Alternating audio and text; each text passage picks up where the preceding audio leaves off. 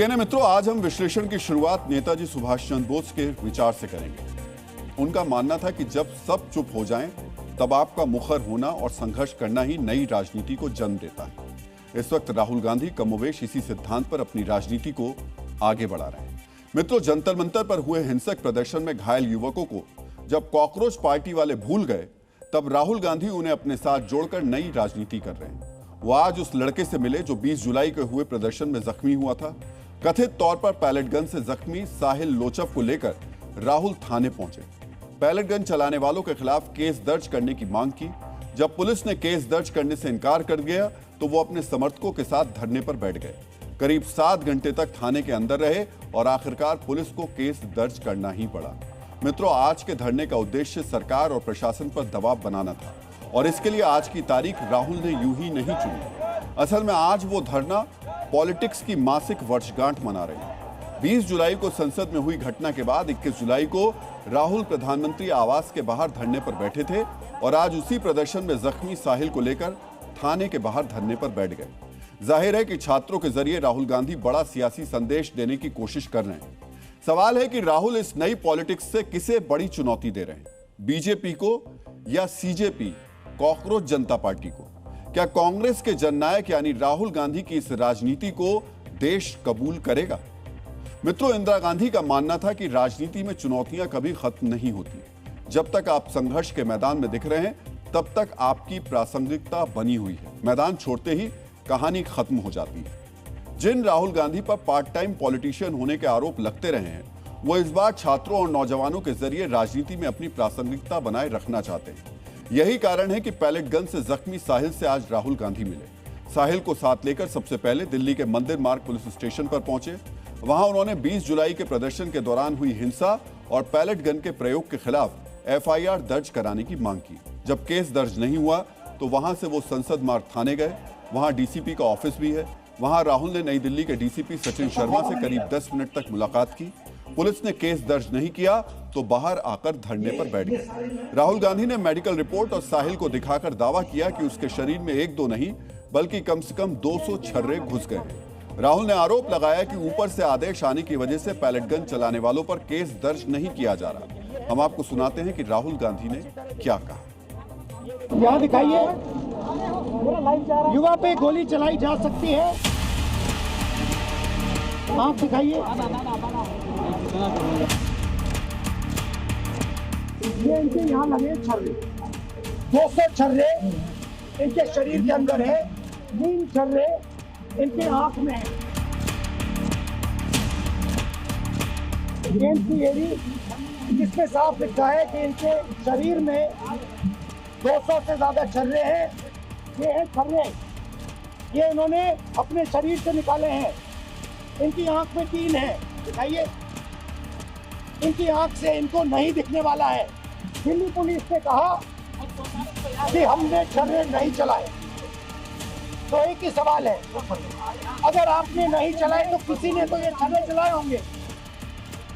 शायद किसी और ने इन पर छर्रे चला दिए, और अगर किसी और ने नहीं चलाए तो पता नहीं, शायद इन्होंने छर्रे चला दिए। मगर क्राइम तो हुआ है। 13 अगस्त से इनको एक पुलिस स्टेशन से दूसरे पुलिस स्टेशन में भेजा जा रहा है। आज सुबह हम एक पुलिस स्टेशन गए, हमें बताया गया कि यहाँ नहीं हो सकता, आप दूसरे पुलिस स्टेशन में जाइए। साहिल, उसके परिवार और कांग्रेस नेताओं के साथ राहुल गांधी 6 घंटे से अधिक समय तक धरने पर बैठे रहे। जब राहुल थाना कैंपस में बैठे थे, तब कांग्रेस के तमाम कार्यकर्ता थाने के बाहर जुटे हुए थे। पुलिस प्रशासन पर दबाव बनाने की कोशिश हो रही थी। 6.25 घंटे बाद पुलिस ने साहिल लोचव की शिकायत के आधार पर एफआईआर दर्ज की। पैलेट गन चलाने को लेकर पुलिस ने अज्ञात लोगों के खिलाफ केस दर्ज किया। भारतीय न्याय संहिता यानी बीएनएस की धारा 118 के तहत केस दर्ज किया गया। यह धारा खतरनाक हथियारों या साधनों के जरिए जानबूझकर किसी को गंभीर चोट या स्थायी नुकसान पहुंचाने से संबंधित है। दूसरा, बीएनएस की धारा 125 के तहत भी केस दर्ज किया गया है। यह धारा जो दूसरों के जीवन या व्यक्तिगत सुरक्षा को गंभीर खतरे में डालने पर लगाई जाती है। एफआईआर का मुख्य आधार साहिल की एम्स ट्रॉमा सेंटर की मेडिकल रिपोर्ट को बनाया गया है। डॉक्टर्स की रिपोर्ट के मुताबिक 19 साल के साहिल के चेहरे, गर्दन, छाती और पेट पर 200 से अधिक पैलेट्स लगे हैं। सबसे गंभीर चोट दाईं आंख में लगी, जहां 3 छर्रे सीधे कॉर्निया को चीरते हुए अंदर घुस गए। डॉक्टरों के मुताबिक उसकी इस आंख की रोशनी लौटने की संभावना केवल 1% ही बची है। एफआईआर दर्ज होने के बाद अब मामले की जांच क्राइम ब्रांच या किसी विशेष विंग को सौंपी जा सकती है। राहुल गांधी इसे पहली जीत बता रहे हैं। ये न्याय का पहला कदम है। केस लॉन्च हुआ है। ये न्यू दिल्ली, बिल्कुल दिल्ली के बीच में पुलिस स्टेशन है, यहाँ पे न्याय नहीं मिल रहा। अब इमेजिन कीजिए गांव के किसी पुलिस स्टेशन में या छोटे से शहर के किसी पुलिस स्टेशन में क्या होता है। हमने यहाँ पे कोई गलत काम नहीं किया है। हमने सिर्फ एक हिंदुस्तान के नागरिक के लिए, उसकी माँ के लिए, उसके पिता के लिए न्याय मांगा है और उसके लिए 8 घंटे लग गए। जंतर मंतर प्रदर्शन में पैलेट गन चलाने के आरोप पर आज पहली बार केस दर्ज हुआ है और यह राहुल गांधी के राजनीतिक दबाव के कारण ही हुआ है।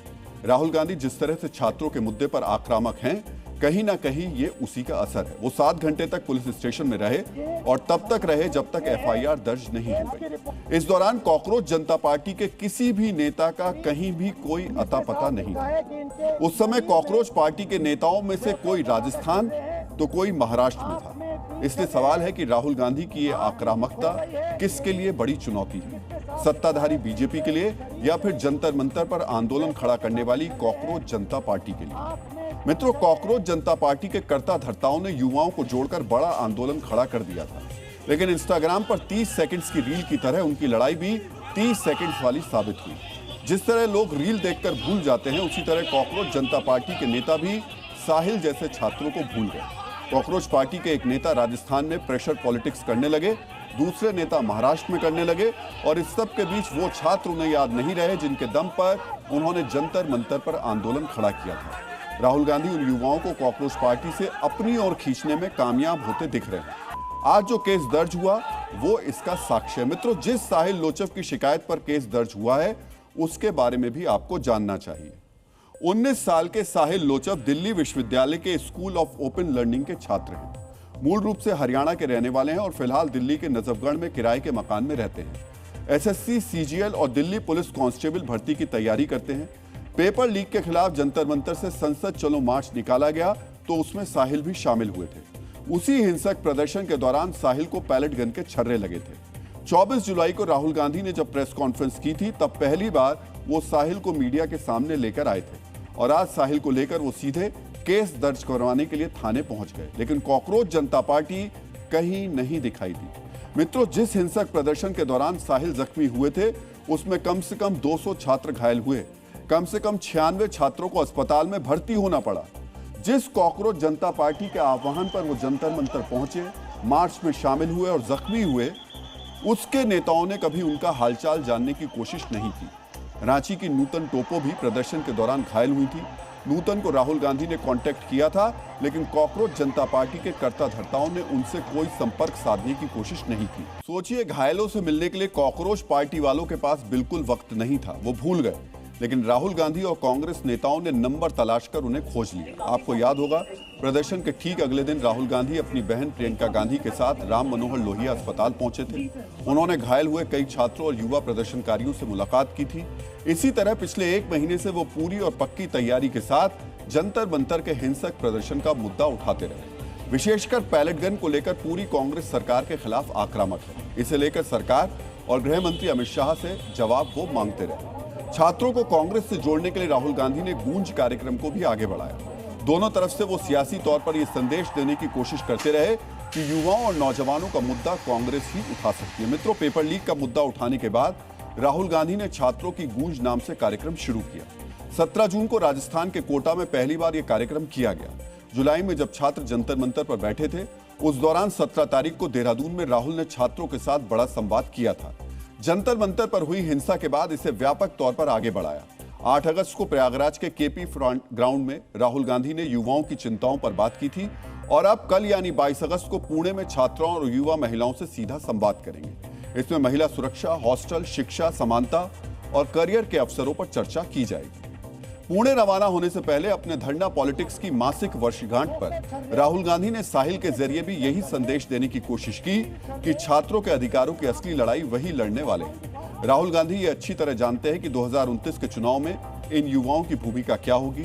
जेनजी भारत का सबसे निर्णायक और किंग मेकर वोट बैंक बन सकता है। जेनजी मतदाताओं की संख्या लगभग 38 करोड़ होगी और अगर इसमें 50 साल से कम उम्र की आबादी को जोड़ दे तो ये संख्या 73 करोड़ से ज्यादा होगी। यही कारण है कि जब राहुल गांधी साहिल और उसके परिवार के साथ धरने पर बैठे थे तब भी उन्होंने सियासी संदेश देने का प्रयास किया। राहुल गांधी के आसपास जो कांग्रेस के नेता खड़े थे उनके बारे में अब हम आपको बताना चाहेंगे। कांग्रेस की महासचिव प्रियंका गांधी वहां मौजूद थी। प्रियंका गांधी केरल से सांसद हैं। राहुल गांधी के पीछे कुमारी शैलजा खड़ी थी, वो हरियाणा से सांसद हैं। राजस्थान से राज्यसभा सांसद रणदीप सुरजेवाला भी थे। जयराम रमेश थे। जयराम रमेश कर्नाटक से आते हैं। पश्चिम बंगाल के कांग्रेस नेता अधीर रंजन चौधरी थे। उत्तर प्रदेश के वरिष्ठ कांग्रेस नेता सलमान खुर्शीद थे। ओडिशा की सांसद सप्तगिरी उल्का थी। तमिलनाडु के सांसद शशिकांत सेंथिल थे। इसके अलावा दिल्ली के कांग्रेस अध्यक्ष देवेंद्र यादव भी थे। मतलब इस धरने में राहुल गांधी के साथ सिर्फ दिल्ली के कांग्रेस नेता ही मौजूद नहीं थे।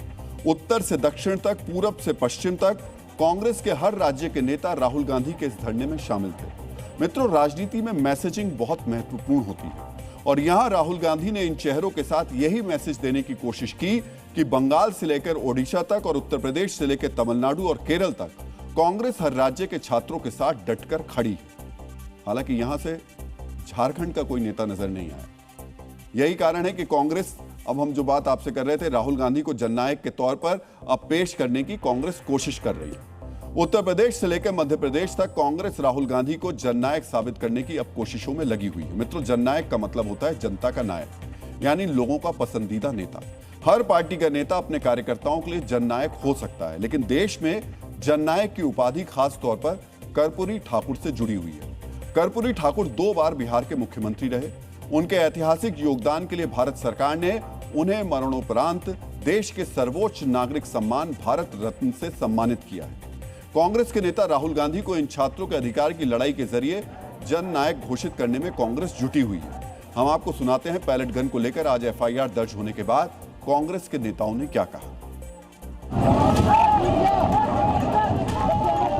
राहुल गांधी को अडिग रहने की, आपकी दृढ़ता की और न्याय दिलाने की जो उनका जो मुहिम है, इसका जीत हुई है। आज 7 घंटे से ज्यादा राहुल जी को यहाँ पर बैठना पड़ा, तब जाकर दिन के आखिर में इन्होंने एफआईआर दर्ज की। राहुल जी ने ये कहा था कि मैं सड़क से संसद तक इस छात्रों की बात को, युवाओं की बात को मैं लड़ूंगा। वो साबित कर रहे हैं कि जो जमहूरियत के हक हैं बच्चों के, स्टूडेंट्स के, वो उनको लेके रहेंगे। ये सिर्फ कांग्रेस पार्टी की बड़ी जीत नहीं है, ये इस देश के छात्रों की बड़ी जीत है। सही इन्वेस्टिगेशन हो, इसमें विवेचना भी सही हो, इसकी अपेक्षा करते हैं और जब विवेचना सही होगी और उसके सही परिणाम आएंगे तो हमको और प्रसन्नता होगी।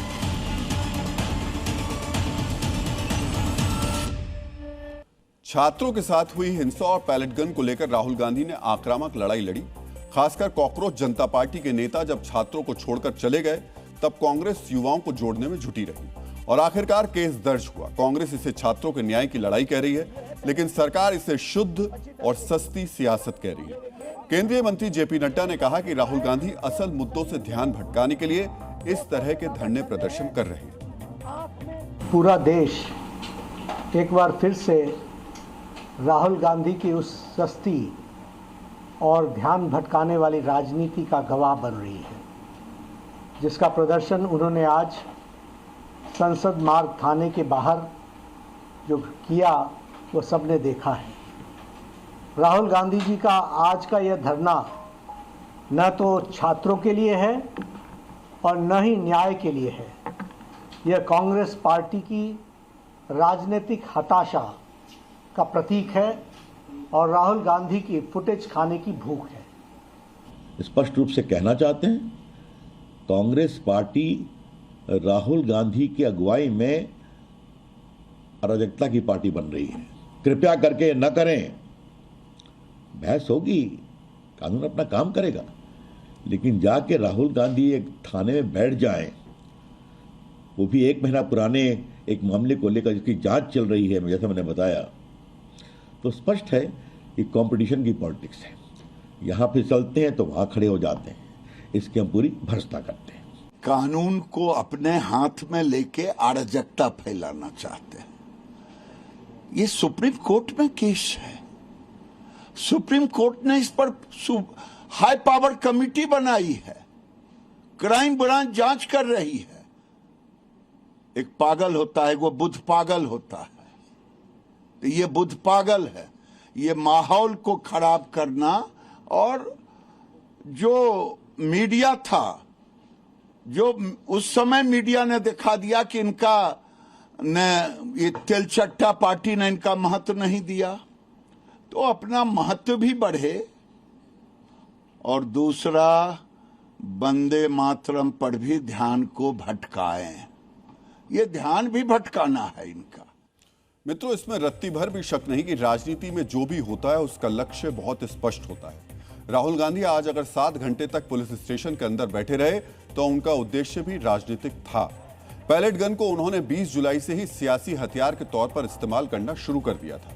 जिस दिन हिंसा हुई थी उसी दिन से पैलेट गन चलाए जाने को लेकर आरोप लगाए गए थे, लेकिन दिल्ली पुलिस ने इसे खारिज कर दिया था। संसद में पैलेट गन को लेकर सरकार के जवाब पर जबरदस्त हंगामा हुआ। पूर्व खुफिया ब्यूरो के कुछ वरिष्ठ अधिकारी और पीड़ित छात्र से लेकर सुप्रीम कोर्ट गए। अदालत में दलील दी गई कि छात्रों पर पैलेट गन और इलेक्ट्रिक बटन का इस्तेमाल करके संविधान के अनुच्छेद 21 का सीधा उल्लंघन किया गया। सुप्रीम कोर्ट ने यह स्पष्ट किया कि चूंकि मौजूदा गाइडलाइंस में असाधारण और उग्र परिस्थितियों में भीड़ नियंत्रण के लिए इसके इस्तेमाल का प्रावधान है, इसलिए इसके इस्तेमाल की परिस्थितियों की जांच जरूरी है। सुप्रीम कोर्ट ने इसकी स्वतंत्र जांच के लिए अपने पूर्व न्यायाधीश जस्टिस आर सुभाष रेड्डी की अध्यक्षता में 5 सदस्यीय हाई पावर्ड एक्सपर्ट कमेटी का गठन भी किया और आज आखिरकार पैलेट गन के इस्तेमाल पर एफआईआर दर्ज कर ली गई। मित्रों, देश में पैलेट गन का इस्तेमाल गैर कानूनी नहीं है। पहले भी पैलेट गन का इस्तेमाल होता रहा है। पैलेट गन चलाने और कब चलाने को लेकर अभी तक ये स्पष्ट नियम है। फिर भी अगर दिल्ली में छात्रों के प्रदर्शन के दौरान इसका इस्तेमाल हुआ तो अब इसकी जांच पड़ताल होगी। जांच के बाद ही सच्चाई सामने आएगी। नीट पेपर लीक के खिलाफ आंदोलन कर कॉकरोच जनता पार्टी चर्चा में आई। युवाओं और पढ़ाई का मुद्दा उठाकर समर्थकों का आधार तैयार किया। अब युवाओं से जुड़े मुद्दे को राहुल गांधी जिस तैयारी के साथ उठा रहे हैं उससे साफ है कि वो सीजेपी यानी कॉकरोच जनता पार्टी के कोर समर्थकों को अपने साथ जोड़ना चाहते हैं। दिल्ली में जब राहुल गांधी पैलेट गन वाला मुद्दा उठा रहे थे तब सीजेपी के नेता राजस्थान और महाराष्ट्र में सक्रिय थे। इन 2 राज्यों में सीजेपी स्कूल ठीक करो अभियान चला रहे हैं। आज इस अभियान में हिंसा वाला चैप्टर भी जुड़ गया। जयपुर के रामपुरा कमरपुरा के प्राइमरी स्कूल का निरीक्षण करने गए सीजेपी प्रवक्ता आशुतोष रांका और कार्यकर्ताओं के साथ धक्का मुक्की और हाथापाई हुई। आज आपको जानना चाहिए, जो लोग पधारो मारे राजस्थान कहकर बाहर से आने वाले मेहमानों का भव्य स्वागत करते हैं, उन्हें कॉकरोच जनता पार्टी को देखकर गुस्सा क्यों आ गया? आखिर स्कूल ठीक करने और पढ़ाई में सुधार लाने का अभियान तो उस गांव से ही जुड़ा था, बच्चों के हित से जुड़ा था। फिर ऐसा क्या हुआ कि ग्रामीण सीजेपी नेताओं पर भड़क गए और उन्हें पीटने लगे? अब आप शुरू से इस पूरी घटना को समझिए। कॉकरोच जनता पार्टी के प्रवक्ता आशुतोष रांका अपनी टीम और कार्यकर्ताओं के साथ आज सुबह 10 बजे जयपुर से करीब 24 किलोमीटर दूर रामपुरा कमरपुरा के प्राइमरी स्कूल का निरीक्षण करने पहुंचे। रांका ने 17 अगस्त को सोशल मीडिया पर राजस्थान के सरकारी स्कूलों का निरीक्षण करने की घोषणा की थी। आज निरीक्षण वाली लिस्ट में रामपुरा कवरपुरा के प्राइमरी स्कूल का नंबर था। जब सीजेपी की टीम वहां पहुंची उसके बाद ही पूरी घटना के लिए आप हमारी वहां पे क्या हुआ ये आप इस पूरी वीडियो रिपोर्ट में देखिए। आशुतोष रांका अपनी टीम के साथ रामपुर कवरपुरा के प्राइमरी स्कूल पहुंचते इससे पहले स्कूल के बाहर स्थानीय लोग इकट्ठे हो गए थे। स्कूल के पास मौजूद लोगों ने सीजेपी कार्यकर्ताओं को रोका तो दोनों पक्षों के बीच बहस शुरू हो गई। आशुतोष और उनके साथ आए लोग स्कूल तक पहुंचना चाहते थे, लेकिन स्थानीय लोग उन्हें किसी भी सूरत में स्कूल तक जाने नहीं देना चाहते थे। बहस और नोकझोंक से शुरू हुआ विवाद धक्का मुक्की तक पहुंचा। इसके बाद भीड़ बेकाबू हो गई और इससे पहले कि कोई कुछ समझ पाता, भीड़ ने सीजेपी नेताओं को दौड़ा लिया। आशुतोष रांका के साथ आए कुछ लोग अपनी गाड़ियों की तरफ भागे। पीछे पीछे भीड़ भी पहुंची, गाड़ियों पर पथराव कर दिया। कई गाड़ियों के शीशे टूट गए। इस बीच भीड़ ने एक सीजेपी कार्यकर्ता को पकड़ लिया, उसके साथ मारपीट। यहाँ बीजेपी के और आरएसएस के गुंडे पहले से थे। उन्होंने लाठियों से मारा है, धक्का देकर के मारा है, पत्थरों से मारा है और मेरे साथ में धक्का देकर के गिराया, लाठियों से मारा, जिससे ये हाथ गया और ये इधर लगी। दर्द बहुत ज्यादा हो रहा है। मित्रों, स्वामी विवेकानंद ने कहा है कि शिक्षा हर देश की आत्मा होती है, जो उसकी एक पीढ़ी से दूसरी पीढ़ी को हस्तांतरित होती है। इसे राजनीतिक अखाड़ा बनाना राष्ट्र की नींव को कमजोर करने के समान है। कॉकरोच जनता पार्टी पर शिक्षा के राजनीतिकरण का ही आरोप लग रहा है। क्यों लग रहा है, इसे भी समझ लीजिए। अभी हमने घायल सीजेपी कार्यकर्ता को सुना। उन्होंने आरएसएस और बीजेपी कार्यकर्ताओं पर मारपीट का आरोप लगाया। सवाल यह है कि ग्रामीणों को एक पार्टी और एक संगठन से जोड़ना कितना सही है। आखिर सीजेपी कार्यकर्ताओं को कैसे मालूम हुआ कि जिन्होंने मारपीट की वो किसी खास पार्टी या संगठन से जुड़े थे? इसलिए ये आरोप लग रहे हैं कि अपनी राजनीतिक जमीन तैयार करने के लिए कॉकरोच जनता पार्टी के नेता शिक्षा और स्कूलों को राजनीतिक मुद्दा बना रहे हैं। ये आरोप इसलिए गंभीर हैं क्योंकि रामपुरा कंवरपुरा के निवासी कह रहे हैं कि हमने प्रदर्शन करने से मना किया था, फिर भी सीजेपी कार्यकर्ता नहीं माने। यहाँ ग्रामीण लोगों ने उनको समझाया कि हमारा स्कूल जो जर्जर स्थिति में था, सरकार और स्थानीय एमएलए से हमने इसके लिए मांग करी और माननीय विधायक महोदय ने इसके लिए फंड भी पास कर दिया और उससे गांव वाले संतुष्ट हैं। ये कह के गाँव वालों ने उनको समझा के वापस भेज दिया। करीब आधे घंटे बाद में 60-70 लोग, जिनमें कुछ महिलाएं भी थी और आदमी भी थे, वो लोग वापस आए। लोगों के द्वारा मना करने पर उन्होंने गाली गलौज और अभद्रता से वो पेश आए। हमने सुबह समझा दिया था उनको, भाई यहाँ कोई भी माहौल ख़राब मत करो। हमारे छोटे छोटे बच्चे हैं, लेडीज़ हैं, वो डर गई ऐसा माहौल देख के। उनको समझाने के बावजूद भी वो वापस आ रहे हैं। खुद का एजेंडा सेट करना था सीजेपी का कि हम लोगों ने स्कूल बनवाई या सरकार के खिलाफ जाके वो कर रहे हैं। वो तो खुद का एजेंडा सेट करना था और इसके अलावा तो और कुछ सही नहीं। उन्होंने ज़बरदस्ती की स्कूल में जाने की कोशिश नहीं की, हमने फिर भी उनका विरोध किया। उन्होंने भी मतलब आपसे भी गाली गलौज निकालने लगे। हमने नहीं किया, उन्होंने सरियारी लेके आए सारे, कम से कम 200-250 आदमी आए। हमने मारपीट नहीं की उनके साथ में। सोचिए, ग्रामीणों के मना करने के बाद भी प्रदर्शन की जिद और इस जिद में ग्रामीणों से बदसलूकी। आरोप तो यह भी है कि रांका के साथ आए लोग सरिया लेकर आए थे, इसलिए आशुतोष रांका की टीम और उनकी मंशा पर सवाल उठ रहे हैं। सीजेपी पर सवाल उठाने की वजह कुछ और भी है। राजस्थान सरकार ने 16 अगस्त को एक आदेश जारी किया था। स्कूली बच्चों की सुरक्षा, निजता और गरिमा के लिए सरकार ने तय किया था कि सरकारी स्कूल में किसी बाहरी व्यक्ति को प्रधानाचार्य या संस्था प्रमुख की पूर्व अनुमति के बिना प्रवेश नहीं दिया जाएगा। कोई बाहरी व्यक्ति स्कूल के अधिकृत कर्मचारी के साथ ही क्लासरूम, लैब, लाइब्रेरी, हॉस्टल, खेल के मैदान, टॉयलेट्स और उन जगहों पर जा सकता है जहां छात्र मौजूद होते हैं। छात्रों, शिक्षकों या स्कूलों की गतिविधियों की photo, video, interview, audio recording और लाइव स्ट्रीमिंग के लिए लिखित अनुमति जरूरी होगी। लेकिन सीजेपी के नेताओं ने स्कूल के निरीक्षण के लिए जरूरी अनुमति नहीं ली। वैसे ये जो निरीक्षण की जिम्मेदारी और निरीक्षण शब्द है, ये भी थोड़ा सा अजीब लगता है कि पॉलिटिकल पार्टीज या पार्टीज जो इस तरीके के होते हैं वो निरीक्षण करने अगर निकले तो। दूसरी बात, जिस स्कूल का निरीक्षण करने आशुतोष रांका अपनी टीम के साथ पहुंचे थे, उसके सुधार के लिए विधायक कोष से 12 लाख रुपए की रकम मंजूर हो चुकी है। यानी नियमों की अनदेखी कर कॉकरोच जनता पार्टी के नेता स्कूल का निरीक्षण करने पहुंचे, वो भी उस स्कूल का जिसके सुधार के लिए बजट स्वीकृत हो चुका है। क्या इसके पीछे कोई खास पूर्वाग्रह था? हम इस पर भी चर्चा करेंगे, लेकिन पहले आपको राजस्थान के शिक्षा मंत्री को सुनना चाहिए। समझदार लोगों का ही दायित्व बनता है कि यदि कहीं कोई पीड़ा है तो अधिकारियों से बात करे, सरकार के लोगों से बात करे कि विद्यालय में ये खामी है, और जो खामियां भी है तो सरकार उसको पूरा कर रही है। हमने कभी नहीं कहा स्कूल के अंदर नहीं जाना चाहिए। हमारे वहाँ स्कूल डेवलपमेंट कमेटी होती है, वहाँ हमारे हर महीना अभिभावक और जो हमारे अध्यापक होते हैं वो मिलते हैं। डॉक्टर BR आम्बेडकर का विचार है कि ज्ञान ही शक्ति है और शिक्षा वो दीपक है जो अज्ञानता के अंधकार को मिटाता है। इस पवित्र मार्ग पर राजनीति का पहरा बैठाना समाज के लिए सबसे बड़ा अभिशाप है। सोचिए, ग्रामीणों के विरोध के बावजूद स्कूल पहुंचने की जिद और इस जिद के बीच ग्रामीणों से विवाद। सीजेपी नेता का ऐसा करना ये कोई पहली घटना नहीं है। इसे समझने के लिए अलवर में 14 अगस्त की एक घटना को भी देखना होगा। 14 अगस्त को आशुतोष रांका अलवर के जोधावास स्थित सरकारी स्कूल पहुंचे। स्कूल की छत गिर गई थी। यहां भी कुछ लोगों ने रांका का विरोध किया। इसके बाद रांका की मौके पर तैनात पुलिस वालों से तीखी बहस हुई। ये राजनीतिक अहंकार की पराकाष्ठा है। पुलिस वाले को धमकाने के लिए आशुतोष रांका कह रहे हैं, देश के शिक्षा मंत्री को हटाकर आया हूं। सोचिए, अभियान स्कूल सुधार का है, लेकिन दंभ यह है कि हमने देश के शिक्षा मंत्री का इस्तीफा ले लिया। आज भी आशुतोष रांका के तेवर वैसे ही थे। सुनिए उन्होंने आज क्या कहा। पत्थरबाजी पहले से हो रही थी, फिर भी पुलिस ने हाथ खड़े कर दिए। पुलिस ने बोला कि हम कुछ नहीं करेंगे, आपका मैटर है। ये सब कुछ मदन दिलावर के कहने पर हुआ है।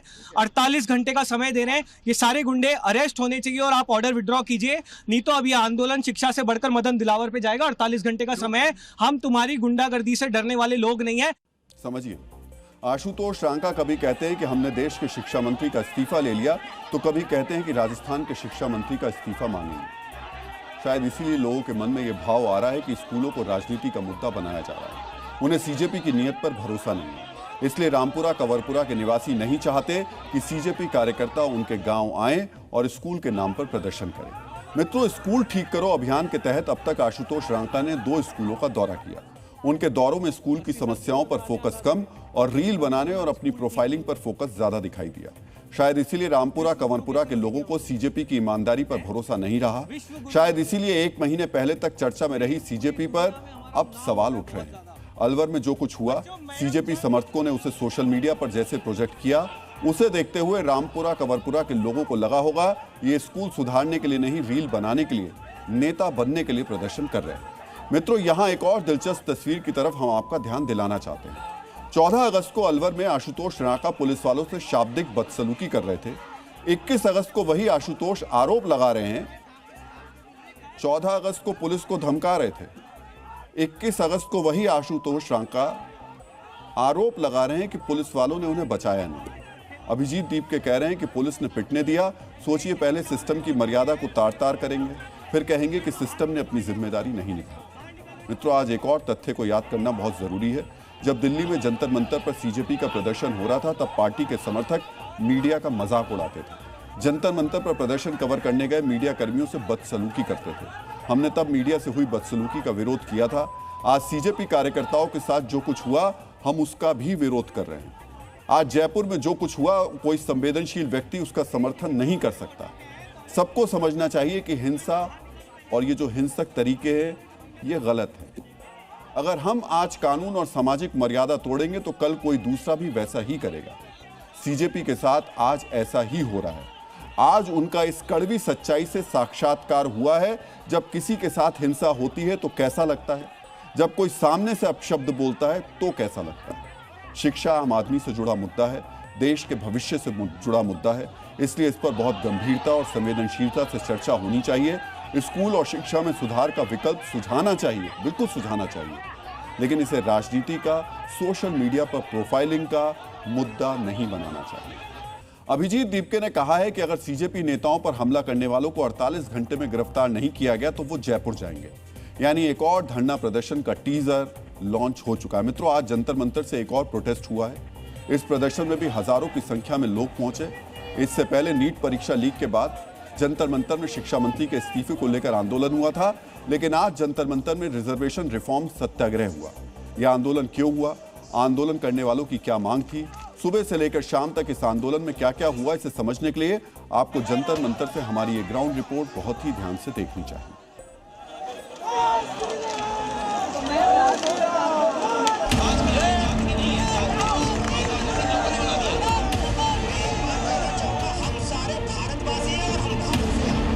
दिल्ली के जंतर मंतर पर मैं मौजूद हूं और यहां पर रिजर्वेशन ऑन रिफॉर्म के नाम पर एक बड़ा सत्याग्रह यानी कि बड़ा जो प्रोटेस्ट है वो यहां पर चल रहा है। भारी संख्या में जनसैलाब आप यहां पर देख सकते हैं और एक के बाद एक जो लोग हैं वो यहां पर पहुंचे हैं अपनी मांगों को लेकर के। हम चाहते हैं कि रिजर्वेशन में रिफॉर्म हो ताकि रिजर्वेशन उसको मिल सके जो गरीब है, सच में आवश्यकता जिसको है उसको मिले, और रिजर्वेशन का तरीका बदला जाए कि गांव के बच्चे को अच्छी शिक्षा दी जाए ताकि वो पढ़ के आगे प्रतिभाशाली बन सके और प्रतिभाएं निखर कर आए ताकि देश हमारा विकसित हो सके।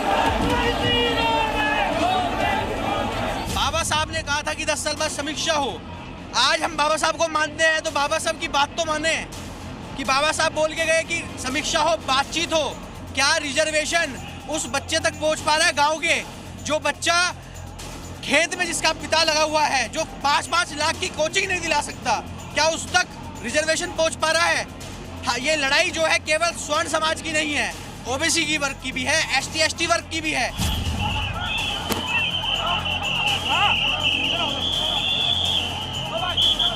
यहाँ पर भारी संख्या में जो पुलिस फोर्स है वो यहाँ पर जो प्रदर्शन चल रहा था उसको यहाँ से हटाया जा रहा है। तमाम जो लोग हैं, जो लोग यहाँ पर मौजूद थे, उन्हें यहाँ से पुलिस हटा रही है क्योंकि शाम 5 बजे तक जो है जंतर मंतर पर प्रदर्शन कर सकते हैं। और रिजर्वेशन ऑन रिफॉर्म के नाम पर यहाँ पर ये प्रदर्शन किया जा रहा था। भारी संख्या में लोग यहाँ पर पहुँचे हुए थे। वहाँ से जो ठीक मंच से आप देख रहे हैं कि जो लोग वहाँ पर मौजूद हैं उनको और इसी के उनके साथ में जो हर्ष दुबे है उसको यहाँ से पुलिस लेकर के जा रही है। और जो पूरा माहौल है उसे आप देख सकते हैं, जो पूरा मंच है उस पर जो लिखा गया था, जिस तरीके से बैनर लगाया गया था, उस पूरे बैनर को भी यहाँ से हटा दिया गया है। हमारे हनुमान चालीसा का पाठ भी पूरा नहीं होने दिया इन लोगों ने, और हम इतनी शांतिपूर्ण तरीके से अपने इसको कर रहे थे प्रोटेस्ट को, लेकिन इन्होंने हमारी बिल एक भी नहीं सुनी। डीएनए मित्रों, अब हम हर घर में इस्तेमाल होने वाली चीनी की महंगाई का विश्लेषण करेंगे। 2 हफ्ते पहले तक चीनी 45 रुपए किलो तक बिक रही थी, लेकिन अब 65 रुपए किलो बिक रही है। त्योहारों का सीजन अगले कुछ दिनों में शुरू होने वाला है और यह सीजन मिठास और मिठाई का भी होता है। त्योहारों के दौरान जमकर मिठाई की खपत होती है, लेकिन इस बार त्योहार शुरू होने से पहले चीनी के दाम में अचानक तेजी से बढ़ोतरी हुई। कुछ जगहों पर दाम 65 रुपए से भी ज्यादा पहुंच गए। कुल मिलाकर चीनी की कीमत में करीब 15 से 20 रुपए प्रति किलो की बढ़ोतरी हुई। जाहिर है, जब मिठाई बनाने वालों को चीनी महंगे दाम पर मिलेगी तो मिठाइयों का दाम भी बढ़ेगा। भारत में मिठाई का महत्व केवल स्वाद तक सीमित नहीं है, बल्कि ये हमारे त्योहारों, परंपरा और सामाजिक जीवन का महत्वपूर्ण हिस्सा है। हर त्योहार और शुभ अवसर पर लोग न केवल खुद मिठाई खाते हैं, बल्कि दूसरों का भी मुंह मीठा करते हैं। ऐसे में चीनी की महंगाई लोगों की जेब पर बोझ डाल रही है। इस सब के बीच विपक्ष ये आरोप लगा रहा है कि चीनी की कीमत बढ़ने के पीछे सरकार की नीति जिम्मेदार है। विपक्ष का आरोप है कि जिस गन्ने का इस्तेमाल चीनी के उत्पादन के लिए होना चाहिए था, उसका उपयोग एथेनॉल के लिए किया जा रहा है। इसी वजह से चीनी का उत्पादन कम हुआ और दाम में यह रिकॉर्ड बढ़ोतरी हुई है। अक्टूबर 2023 में चीनी का ओपनिंग स्टॉक 56 लाख टन था। 2024 में यह बढ़कर 85 लाख टन हो गया। 2025 में इसमें काफी कमी आई और यह गिरकर 50 लाख टन रह गया। इस बार 30-40 लाख टन का ही अनुमान है, यानी उत्पादन में कमी आने के साथ साथ चीनी का ओपनिंग स्टॉक भी गिर रहा है। त्योहारों से ठीक पहले स्टॉक में कमी आने से चीनी की कीमत पर दबाव है। मित्रों, आज आपको यह भी जानना चाहिए कि चीनी के उत्पादन में कमी की वजह क्या है, उसके कारण क्या है। मौसम में असामान्य बदलाव की वजह से महाराष्ट्र और कर्नाटक जैसे बड़े चीनी उत्पादक राज्यों में प्रति हेक्टेयर गन्ने की उपज जो है वो कम हुई है, यानी उत्पादन कम हुआ है। इसी गन्ने पर रेड रॉट और टॉप बोरर जैसी कुछ बीमारियों का भी असर हो गया, यानी एक तो उत्पादन कम हुआ, दूसरा बीमारियां भी हुई। इसकी वजह से गन्ने का उत्पादन करीब 15 लाख टन कम हुआ। इसके अलावा 25 लाख टन गन्ने का इस्तेमाल एथेनॉल बनाने में किया गया, वह एथेनॉल जिसे E20 पेट्रोल में मिलाया जाता है। यानी एथेनॉल के लिए गन्ने के इस्तेमाल का चीनी के उत्पादन पर असर तो पड़ा, लेकिन यह अकेला कारण नहीं है। इसमें गन्ने पर मौसम की मार और बीमारियों का असर भी शामिल है। चीनी की कीमत को लेकर आज सरकार की तरफ से भी सफाई आई है। सरकार का कहना है कि पिछले 1 महीने में चीनी की कीमत में करीब 8 रुपए की बढ़ोतरी हुई है। सरकार के मुताबिक 20 जुलाई को चीनी की कीमत 48 रुपए थी, जो 20 अगस्त को बढ़कर 56 रुपए के करीब हो गई, लेकिन यह बढ़ोतरी भी 15% से ज्यादा है। सरकार ने एथेनॉल को लेकर विपक्ष के आरोपों से इनकार किया। सरकार का कहना है कि एथेनॉल के लिए गन्ने का इस्तेमाल कम हो रहा है। 2022-23 के 12% से घटकर यह 2025-26 में 9% रह गया। सरकार ने यह भी कहा कि भारत में लगभग 3/4 एथेनॉल का उत्पादन अनाज, विशेष रूप से मक्के से होता है। सरकार के मुताबिक चीनी की कमी सिर्फ भारत में ही नहीं, बल्कि दुनिया के दूसरे देशों में भी हो रही है। पिछले 2 महीनों के दौरान चीनी की अंतर्राष्ट्रीय कीमत में 16% की बढ़ोतरी हुई है। सरकार ने यह भी बताया है कि कुछ चीनी मिलें और व्यापारियों की ओर से सट्टेबाजी और जमाखोरी भी कीमतों में बढ़ोतरी के पीछे जिम्मेदार है। सरकार ने लोगों को भरोसा दिलाया कि चीनी की कोई कमी नहीं होने दी जाएगी। डीएनए मित्रों, चीनी की बढ़ती कीमतों को काबू में करने के लिए सरकार ने कई कदम भी उठाए हैं। सबसे ज्यादा नजर चीनी के जमाखोरों पर है, जो उत्पादन में कमी के नाम पर फायदा उठाने की कोशिश कर रहे हैं। जमाखोरों पर लगाम लगाने के लिए केंद्र सरकार ने सख्ती भी बढ़ाई है। 1 अगस्त से पूरे देश में चीनी के डीलर पर 400 टन की स्टॉक लिमिट लगा दी गई, यानी इससे ज्यादा चीनी जमा नहीं कर पाएंगे। साथ ही 1 सितंबर से थोक उपभोक्ताओं के लिए चीनी के स्टॉक की लिमिट घटाकर 15 दिन कर दी गई। थोक उपभोक्ताओं में कन्फेक्शनरी, सॉफ्ट ड्रिंक्स बनाने वाले, फूड प्रोसेसिंग इंडस्ट्री और मिठाई विक्रेता आते हैं। अब वो महीने में इस्तेमाल की जाने वाली कुल चीनी का 15 दिन से ज्यादा का भंडार नहीं कर सकेंगे। इसके अलावा केंद्र और राज्य सरकार के अधिकारियों की संयुक्त टीमें जमाखोरी की जांच करने के लिए मिलों में भी जा रही हैं। साथ ही 31 अक्टूबर तक 10 लाख टन ड्यूटी फ्री चीनी के आयात की अनुमति दी गई है, यानी इस पर कोई टैक्स नहीं लगेगा ताकि दाम नियंत्रण में रहें। आमतौर पर चीनी के आयात पर 100% टैक्स लगाया जाता है। भारत हर साल दुनिया के अलग अलग देशों को चीनी का निर्यात करता रहा है, लेकिन इस बार उसे चीनी का आयात करने का फैसला लेना पड़ा। 10 साल में पहली बार ऐसा हुआ है जब भारत चीनी का आयात कर रहा है। सरकार को उम्मीद है कि जमाखोरी के खिलाफ सख्ती और आयात से चीनी की कीमत नियंत्रण में रहेगी और त्योहारों के दौरान मिठास में कमी नहीं आएगी। मित्रों, अब हम भारत और जापान के बीच समुद्री सुरक्षा समझौते का विश्लेषण करेंगे। इस समझौते पर रक्षा मंत्री राजनाथ सिंह और उनके जापान के डिफेंस मिनिस्टर शिंजिरो कोइजुमा ने हस्ताक्षर किए। आज आपको जानना चाहिए इस समझौते में चीन के लिए कौन सा कड़ा संदेश छिपा हुआ है और भारत जापान के बीच हुआ यह सुरक्षा समझौता दोनों देशों की साझा चिंताओं के खिलाफ क्यों गेम चेंजर माना जा रहा है। आज आपको यह भी समझना चाहिए भारत को जापान से जो तकनीक मिल रही है वो समंदर में भारतीय युद्धपोतों को कैसे अदृश्य कर देगी। लेकिन सबसे पहले आप भारत और जापान के बीच समुद्री सुरक्षा समझौते की बड़ी बातों के बारे में जानिए। मित्रों, भारत और जापान चाहते हैं कि हिंद प्रशांत क्षेत्र में समुद्र सुरक्षित रहें और किसी भी देश को समुद्री क्षेत्र में मनमानी करने का मौका ना मिले, यानी चीन को मनमानी का मौका ना मिले। इसे देखते हुए भारत और जापान के बीच कुछ अहम समुद्री समझौते हुए हैं। अब दोनों देश समुद्री गतिविधियों, व्यापारिक जहाजों की आवाजाही और दुश्मनों की संभावित हरकतों पर नजर रखने के लिए एक दूसरे के साथ रियल टाइम खुफिया जानकारी साझा करेंगे। आपातकालीन स्थितियों में दोनों देशों की नौसेनाएं मानवीय सहायता, आपदा राहत और समुद्र में खोज और बचाव अभियानों में एक साथ मिलकर काम करेंगी। भारत और जापान की नौसेनाएं नियमित रूप से सैन्य साथ अभ्यास करेंगी और समुद्री अभियान चलाने में बेहतर तालमेल बनाएंगी। जापान ने हाल ही में अपने रक्षा उपकरणों के निर्यात नियमों में ढील दी है। इसका फायदा उठाते हुए दोनों देशों ने मेक इन इंडिया के तहत टेक्नोलॉजी ट्रांसफर और साथ मिलकर निर्माण को तेज करने का फैसला किया है। रक्षा मंत्री राजनाथ सिंह ने इसे दोनों देशों के सहयोग के लिए मील का पत्थर बताया है।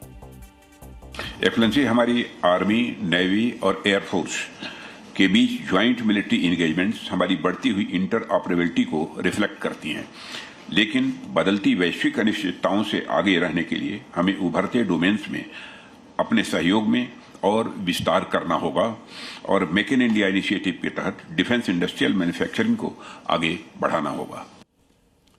मित्रों, इसी समझौते के तहत भारत को वो स्टेल्थ तकनीक मिल रही है जिससे भारत के जो युद्धपोत दुश्मनों के रडार में अब नजर में नहीं आएंगे और इसका निर्माण भी भारत में ही किया जाएगा।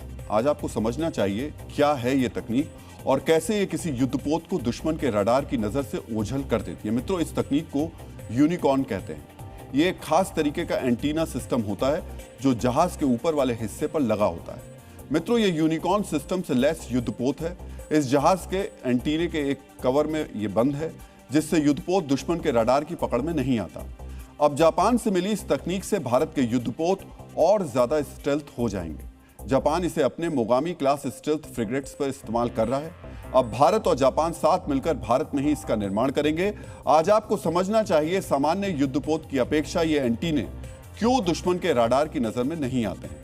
सामान्य युद्धपोत में अलग अलग एंटीना बाहर लगे होते हैं, जबकि यूनिकॉर्न सिस्टम से लैस युद्धपोत में सारे एंटीना एक कवर के अंदर होते हैं। सामान्य युद्धपोत में तार और उपकरण जहाज पर फैले हुए होते हैं, जबकि यूनिकॉर्न सिस्टम से लैस युद्धपोत में बाहर से एक स्मूथ आकार दिखाई देता है। सामान्य युद्धपोत में लगे सामान्य एंटीना खुले और नुकीले होने की वजह से इसका रडार सिग्नेचर ज्यादा होता है। मतलब जब दुश्मन का रडार आपके जहाज की तरफ रेडियो तरंगे फेंकता है तो आपका जहाज उन तरंगों का एक बहुत बड़ा हिस्सा वापस दुश्मनों के रडार की तरफ परावर्तित कर देता है, जिससे युद्धपोत पकड़ में आ जाता है। जबकि यूनिकॉर्न में सारे एंटीना एक स्मूथ कवर के अंदर छिपे होते हैं। इससे जहाज का रडार सिग्नेचर बहुत कम हो जाता है। जहाज का रडार सिग्नेचर कम होने का सीधा मतलब यह है कि वो 7000 टन का एक विशाल युद्धपोत होते हुए भी दुश्मन के रडार स्क्रीन पर एक छोटी सी मछली पकड़ने वाली नाव या किसी पक्षी के आकार का दिखाई देगा। इससे उसकी पहचान नहीं हो पाती। इसे ही हम स्टेल्थ तकनीक कहते हैं। पहली बार जापान ने भारत को इतनी एडवांस रक्षा तकनीक दी है। जापान और भारत के रक्षा मंत्रियों के बीच बैठक में इस पर तेजी से काम करने की बात हुई है। भारत में निर्माण होने से भारतीय युद्धपोतों को तेजी से स्टेल्थ किया जा सकेगा, जिससे भारत की नौसेना भविष्य की चुनौतियों का मजबूती से सामना कर पाएगी। भारत और जापान की दोस्ती चीन को खटक रही है, लेकिन जो मुल्क भारत की बदौलत बना और बढ़ा वो हमें ही ब्लैकमेल करने की कोशिश कर रहा है। इस मुल्क का नाम है बांग्लादेश। बांग्लादेश पाकिस्तानी इस्लामिक नेटो में शामिल होने के संकेत दे रहा है। बांग्लादेश के विदेश मामलों के सलाहकार हुमायूं कबीर ने एक इंटरव्यू में कहा, हम मक्का समझौते के सदस्यों के साथ रक्षा और आर्थिक क्षेत्र में सहयोग बढ़ाने के लिए सकारात्मक सोच रखते हैं। अगर बांग्लादेश के हितों का ख्याल रखा जाए तो हम पाकिस्तान, सऊदी अरब और तुर्की के साथ मक्का समझौते का चौथा सदस्य बन सकते हैं। अगर गौर से देखा जाए तो ढाका से यह बयान अचानक सामने नहीं आया है, इसकी तैयारी पहले से जारी थी। अब बस सुन्नी इस्लामिक नेटो से जुड़ने के संकेत दिए जा रहे हैं। बांग्लादेश की तैयारी समझने के लिए आपको सिर्फ 6 महीने पुरानी तारिक रहमान सरकार की क्रोनोलॉजी देखनी चाहिए। बांग्लादेशी सत्ता की कुर्सी संभालने के फौरन बाद तारिक रहमान ने तुर्की से नजदीकियां बढ़ानी शुरू कर दी। जून 2026 में तुर्की के विदेश मंत्री बांग्लादेश आए थे। इस यात्रा में दोनों देशों ने ड्रोन खरीदने पर बातचीत की थी। ड्रोन्स के साथ साथ टैंक, बख्तरबंद वाहनों और हवाई रक्षा प्रणाली खरीदने पर भी सहमति बनी थी। तारिक रहमान की सरकार आते ही पाकिस्तान ने बांग्लादेशी वायुसेना की ट्रेनिंग में सहयोग शुरू कर दिया था। बांग्लादेश ने पाकिस्तान से J-F-17 लड़ाकू विमानों की खरीद पर भी बातचीत की। बस सऊदी अरब एक ऐसा सदस्य है जिसके साथ बांग्लादेश ने अब तक कोई सैन्य डील नहीं की है। ये तथ्य बताने के लिए काफी है कि सुन्नी इस्लामिक नेटो में तारिक रहमान की पहले से दिलचस्पी है। बांग्लादेश से आए इस बयान का महत्व समझने के साथ ही बयान की टाइमिंग समझनी भी बेहद जरूरी है। बांग्लादेश के विदेश मंत्रालय ने 1 महीने पहले बयान जारी किया था। इस बयान में कहा गया था कि बांग्लादेशी पीएम तारिक रहमान भारत आएंगे। रहमान की यात्रा के लिए 21 से 23 अगस्त की एक प्रस्तावित तारीख भी बताई गई थी, लेकिन तारिक रहमान की भारत यात्रा की अब तक पुष्टि नहीं हुई है। उल्टा बांग्लादेशी अधिकारी सुन्नी इस्लामिक नेटो का नाम ले रहे हैं। बांग्लादेश का ये कदम संकेत दे रहे हैं कि तारिक रहमान का मकसद भारत को ब्लैकमेल करना है। दरअसल तारिक रहमान की नजर अपनी प्रतिद्वंदी शेख हसीना पर है। शेख हसीना को भारत में शरण मिली हुई है। तारिक रहमान की सरकार ने हसीना के प्रत्यर्पण की अर्जी भेजी है। बांग्लादेशी विदेश मंत्रालय ने भी जल्द से जल्द प्रत्यर्पण से जुड़ा बयान दिया है। बांग्लादेश की इन कोशिशों के बावजूद भारत ने शेख हसीना का प्रत्यर्पण नहीं किया। भारत का स्टैंड यही रहा है कि शेख हसीना राजनीतिक शरणार्थी हैं। इसी वजह से भारत को ब्लैकमेल करने के लिए सुन्नी इस्लामिक नेटो का नाम लिया जा रहा है। भारत सरकार बॉर्डर पर सुरक्षा भी पुख्ता कर रही है ताकि घुसपैठियों से निजात मिल सके। इन तैयारियों से जुड़ी जानकारियां आज केंद्रीय गृह मंत्री अमित शाह ने भी साझा की। 45 दिन के भीतर ही 1129 एकड़ भूमि जो हम 2014 से मांगते थे, हमें मिलती नहीं थी, बीएसएफ और एसएसबी के लिए 1129 एकड़ भूमि शुभेंदु जी ने दे दिया। जब तक घुसपैठ नहीं रोकती, ना पश्चिम बंगाल सुरक्षित रह सकता है, ना भारत सुरक्षित रह सकता है। मित्रों, जब जब हम चीन का नाम सुनते हैं तो एक शब्द जहन में आता है। यह शब्द है विस्तारवाद। चीन कभी ताइवान पर कब्जे की धमकी देता है, कभी फिलीपींस, वियतनाम की जमीन कब्जाने की धमकी देता है, लेकिन आज चीन कब्जा मुक्त कराने की तरफ कदम बढ़ा रहा है। चीन जिस क्षेत्र से कब्जा हटाने की कोशिश कर रहा है वो है डिजिटल वीडियो स्ट्रीमिंग, यानी इंटरनेट पर वीडियो का सबसे बड़ा प्लेटफॉर्म यूट्यूब। अब हम आपको चीन के इसी प्लान के बारे में बताने जा रहे हैं जिसका केंद्र बिंदु है यूट्यूब जैसा एक ऐप। चीन के वीडियो स्ट्रीमिंग प्लेटफॉर्म का नाम बिलीबिली है, यानी चीन में लोग यूट्यूब की जगह बिलीबिली को देखते हैं। अब बिलीबिली ने अंतर्राष्ट्रीय बाजार में उतरने का फैसला किया, यानी दुनिया के दूसरे देशों में भी इस ऐप की सेवाएं दी जाएंगी। इसके लिए बिलीबिली ने अमेरिका से लेकर मैक्सिको और तुर्की तक में दफ्तर बनाने शुरू कर दिए। फिलहाल चीन के इस प्लेटफॉर्म के तकरीबन 38 करोड़ यूजर्स हैं। जिस यूट्यूब को टक्कर देने के लिए ये उतर रहा है उसके 270 करोड़ यूजर्स हैं। आज यूट्यूब सिर्फ एक ऐप नहीं बल्कि पूरी अर्थव्यवस्था है। अब हम आपको यूट्यूब की कमाई का गुणा गणित बताने जा रहे हैं। यूट्यूब 4 तरीकों से पैसा कमाता है। पहला है ब्रांड्स के एड से, यानी वो विज्ञापन जो आप यूट्यूब पर देखते हैं। दूसरा तरीका है सब्सक्रिप्शन, यूट्यूब की स्पेशल ऑडियो और वीडियो सर्विस है जिसे देखने के लिए पैसा देना होता है। तीसरा तरीका है क्रिएटर कॉमर्स, इसमें यूट्यूब देखने वाला व्यक्ति किसी खास चैनल के लिए अलग से पैसा देता है। चौथा तरीका है बड़े फिल्म प्रोडक्शन हाउस की सामग्री को यूट्यूब पर जगह देना। इन सभी तरीकों से यूट्यूब रोजाना तकरीबन 1,500 करोड़ रुपए और सालाना 574 अरब रुपए कमाता है। यहां आपको जानना चाहिए कि टिकटॉक के बाद यूट्यूब दुनिया में सबसे ज्यादा देखे जाने वाला वीडियो स्ट्रीमिंग ऐप है। जिन देशों में टिकटॉक पर प्रतिबंध है वहां पूरे बाजार पर यूट्यूब का कब्जा है। इसी कब्जे को चीन का बिलीबिली मुक्त कराना चाहता है। अंतर्राष्ट्रीय बाजार के लिए बिलीबिली ने कुछ स्कीम्स भी बनाई हैं। इंटरनेशनल यूजर्स को बिलीबिली ऑनलाइन गिफ्ट भेजने की सुविधा देगा, साथ ही साथ डिजिटल सामग्री बनाने वाले लोगों को ज्यादा पैसा भी देगा। यानी अब वीडियो स्ट्रीमिंग के बड़े बाजार में यूट्यूब और बिलीबिली की टक्कर होगी। बिलीबिली का प्लान मजबूत है, लेकिन एक दिक्कत का सामना इसे करना पड़ेगा। यह दिक्कत है यूजर्स के भरोसे की। चीन के ऐप्स व्यक्ति की निजी जानकारी हासिल करने के लिए बदनाम है। बिलीबिली भी यूजर की जानकारी लेता है। बिलीबिली के जरिए कंप्यूटर का आईपी एड्रेस कंपनी को मिलता है। यूजर किस किस्म की सामग्री देखता है, इसकी जानकारी भी बिलीबिली को मिलती है। यूजर के खर्च करने के तरीके से बिलीबिली उसकी माली हालत का अंदाजा भी लगा लेता है। ताइवान ने एक जांच में पाया था कि चीन का यह ऐप में जमा हुआ डाटा सीधे सीधे चीन में स्थित डेटा सेंटर्स को भेजा जाता है। इन केंद्रों का अधिकार चीन की इंटेलिजेंस और फौज के हाथों में है। ये एक ऐसा मुद्दा है जो बिलीबिली के लिए परेशानी का सबब बनेगा। जासूसी के आरोपों की वजह से चीन के कई ऐप दुनिया भर में बैन किए गए हैं। चीन के बाहर की दुनिया में एक आम यूजर के लिए बिलीबिली पर भी जल्द भरोसा करना आसान नहीं होगा। अब चीन के एक रोबोट के सुपर क्रैश की तस्वीरें भी आपको हम दिखा देते हैं। चीन का एक ह्यूमनॉइड रोबोट तेज रफ्तार से दौड़ रहा था, लेकिन कुछ ही सेकंड बाद उसका नियंत्रण बिगड़ा और वो सुरक्षा बैरियर से जा भिड़ा। टक्कर इतनी जोरदार थी कि रोबोट का शरीर बुरी तरह मुड़ गया और चिंगारियां तक निकलती दिखाई दी। और अब इसी क्रैश का वीडियो सोशल मीडिया पर खूब वायरल हो रहा है। मित्रों, चीन ने कुछ दिन पहले ऐसा रोबोट भी दिखाया था जिसके बारे में दावा किया गया था कि यह दुनिया के सबसे तेज इंसान हुसैन बोल्ट से तेज दौड़ सकता है। यूनिटी के इस सुपरमैन रोबोट की अधिकतम रफ्तार 12.66 मीटर प्रति सेकंड यानी करीब 45 किलोमीटर प्रति घंटा बताई गई, जबकि बोल्ट की 100 मीटर की विश्व रिकॉर्ड दौड़ में टॉप स्पीड करीब 12 मीटर प्रति सेकंड रही है। कंपनी ने यह भी दावा किया कि यह रोबोट 2 मीटर ऊंची छलांग भी लगा सकता है। डीएनए में अब आज का संदेश। जिंदगी में बेस्ट की तलाश में टेस्ट करना मत छोड़िए, क्योंकि बिना आजमाए मिला बेस्ट अक्सर सिर्फ एक अंदाजा होता है।